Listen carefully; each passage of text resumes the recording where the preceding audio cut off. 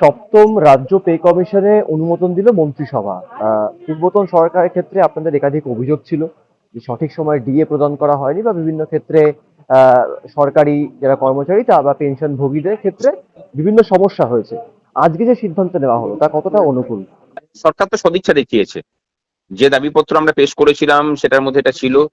সেই দাবিকে মান্যতা দেওয়ার জন্য তারা তো একটা পদক্ষেপ গ্রহণ করেছেন। আমরা সেটাকে স্বাগত জানাচ্ছি। এর পরবর্তী পদক্ষেপ আপনাদের কি হতে চলেছে এবং আপনারা কি সরকারের কাছে আরো কিছু জানাবেন?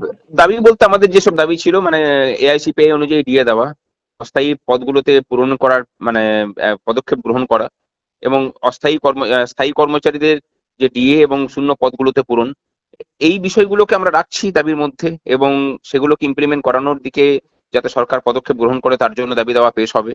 আর তারই সাথে বলবো যে আহ, মানব সম্পদের স্থায়ী বিকাশের দিকে সরকার পদক্ষেপ গ্রহণ করুক।